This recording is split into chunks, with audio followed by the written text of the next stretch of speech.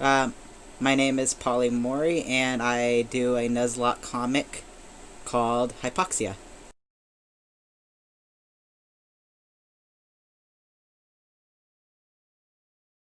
Oh yeah, I work with my friend Lyra, and we both collaborate on another Nuzlocke called Between Truth and Ideals.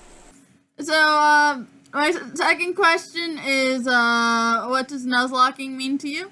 Um, I mostly really see Nuzlocke as like a community where just a whole bunch of kids or adults just wanting to create something that is within the fandom of Pokemon that we like. We enjoy the challenge, and I really like the challenge and finding friendship and community within the group. About your custom rules for your nuzlocke, because we know how people each have custom rules besides the whole um uh, fainting equals death and first route, first Pokemon on route. For Hypoxia, I mostly did the normal rules, the fainting equals death, and the first encounter per route. However, I also added a few other things, such as the duplicate clause, or dupe's clause. So, if you get a Pokemon you already have, or an evolutionary line of a Pokemon you already have, you can attempt to recatch a Pokemon. I also have the shiny clause, which is if I encounter a rare Pokemon, I can catch it regardless if I already caught something on that route or not. And I have it on set rule set, where you can't trade out a Pokemon when prompted, only it just doesn't prompt you to switch, you gotta do it manually. And my biggest change in the rule set is a rule set I created called the color chain, which basically, let's say you catch a Pokemon such as Echo, who is primarily a blue and white color. Kind of cream, but I count it as white for the sake of this. Those are the two dominant. Yeah, those are the two dominant colors. So for color chain, basically, you can only catch Pokemon that share at least one of the two dominant colors of any Pokemon in your party. Such as if I have Echo, I have. What? Because a lot of people do the original games instead of the remakes, and they do games. They can be. Soul Silver is actually considered, well, Soul Silver and Heart Gold are considered some of the harder regions, the Nuzlocke.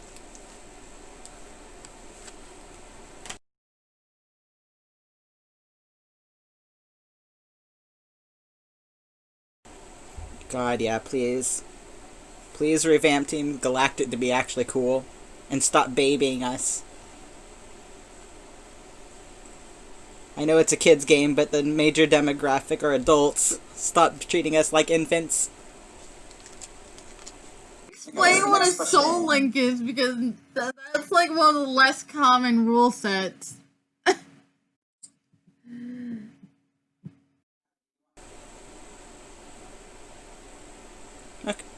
Okay, basically a Soul Link is you play the same game or the opposite, like if you play X or Y or whatever. If someone plays X, you can play Y, or you can both play X. Basically, you have the same exact rule set, and each of your catches are tied to your play partner's Pokemon. So if yours dies, theirs dies too. But otherwise, it's mostly the same as any other Nuzlocke. Just if someone makes a mistake and a Pokemon dies, you both pay for it. But the major demographic are adults. Stop treating us like infants. Honestly, I hated Galler's evil team. Yeah, they're non-existent. Hence me eating them. It's just like, hence me eating them, but that's my lock, not yours. So. They're not in my lock either. They do not exist in my shield book. Oh yeah, you're gonna be doing a comic on that or something. Are you? I, I I'm sorry. Possibly. Also, I probably. I have too many Nuzlocke ideas. Who knows? Rune one after this, probably an Omega Ruby at some point, maybe down the future. I'm still And excited to Shield. get a chance to do the Soul Link, but anyway. So, Whenever I have more time, things like, are crazy. I would like to do the Soul Link someday. Maybe we should.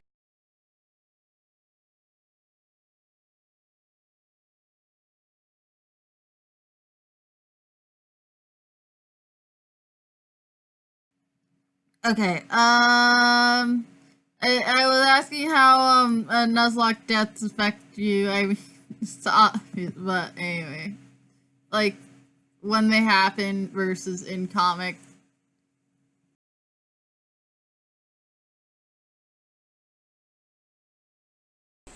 Okay, I'll just re-say the entire thing so it'll be easier editing. Basically, it really depends on if it's a Pokemon I just caught, which I have very little attachment to, and then at that point, it's just like, well, that sucks. Should have done better.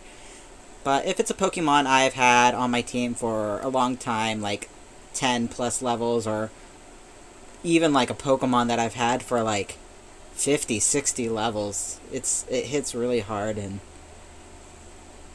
I gotta, like, sometimes I have to stop myself. It's like, no, don't cheat.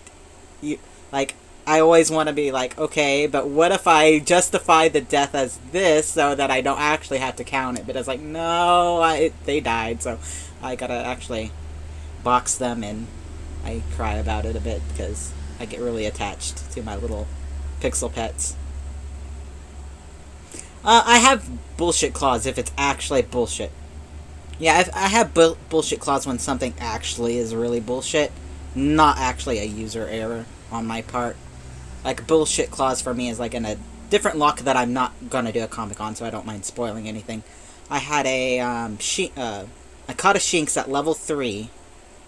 She was a Luxray at level 47, 57.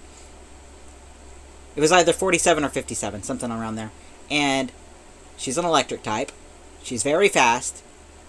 Kind of flimsy with the defenses, because that's what Luxray are. But I was battling a Floatzel that was 10 levels lower, and it somehow one-shot killed me with Aqua Jet. That is absolute... I don't know. That is, like, that's one of the deaths. I actually did count that, even though I could have done the bullshit clause. I should have called bullshit clause on that. But I didn't. And that's one of, like, 3 deaths I'm still really freaking bitter over. Like, that's garbage. What's your favorite part about Nuzlocking and making the comic stuff?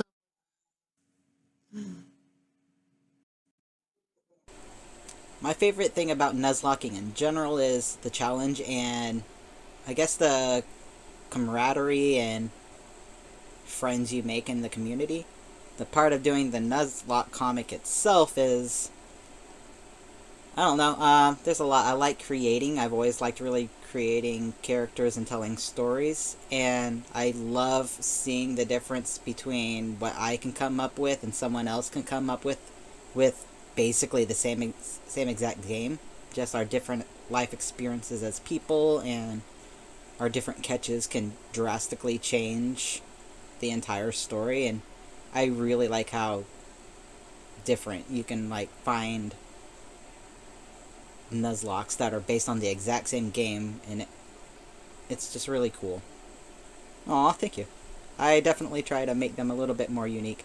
So far, Lotus and Echo aren't too different. Scant has a little bit of a difference to him, just because less blobby and larger wings. Because it makes no sense how they could physically move with the cannon design of the Pokemon. While Scant, I gave him larger wings so he can act kind of like as flippers to help move himself on the ground. He has very seal-like body movements, more than a snake.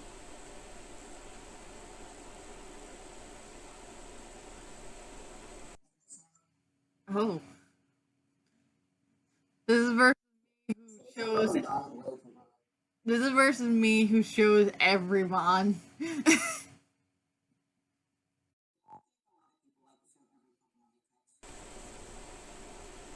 Yeah, I think a lot of people like to show every Pokemon they catch, just because it's like the traditional thing to do, and it's always nice to see kind of like what Pokemon people did get. I still actually do that in some regards. They just might not be any of Cass, my protagonist's Pokemon. Such as I did catch a Rattata. Like, I can, it's fine. Like for a Rattata, hold on, I will. Um, for the Rattata, like I got a Rattata, and even though it died like basically immediately, I still kind of showed it as like a Rattata that um, Lotus ate, who died like a level or two after I caught it. Her name was Riddle. Um, then then I got a egg from Primo, who was actually a Reap, who I did hatch. I just didn't use because grinding it up from level 1 was a pain in the butt. So I just gave it over to a secondary character, so Lyra in not the other Nuzlocke Lyra, but Lyra the character in the game gets a Mareep, which in the actual game she doesn't get a Mareep, but in the comic I give her a Mareep. Oh, okay. Okay. Ugh. Um, one of my worst. Ugh, I don't consider any of the deaths in hypoxia to be the worst, even though there's some that really, ouch. I'm still really upset over. Yeah, yeah. No, I was using that as a segue to go into the next part. um, my worst my worst actual death is probably in um, a Sun duo lock I was doing with a friend at the time. Um, I had a duplicate rule that if I got a Pokemon that I already had, or a nativity clause, which I created that if a Pokemon is not native to that region, such as if I get a Mudkip, like it's not going to happen, but if I got a Mudkip in Alola, I could Wonder Trade it. Same thing with the dupes. If I got a dupe or a Pokemon that is not native to Alola, I could Wonder Trade it to get something that is. And on Route 2, I actually ended up getting another Picky Peck or something. I don't remember. I got something I already had, or it wasn't native. I can't remember. It's been so long. But I Wonder Traded it, and I ended up getting a level 1 Litten with my normal starter that was a Poplio. So I ended up with a Poplio and a Litten. And my Litten is the best baby. I still am very traumatized about this. But I got him at level 1, and he was on my team all the way up until level 53, and he ended up getting killed over on Pony Island by the Oricorio girl, right outside of the Seafolk village. And I'm still very traumatized by that.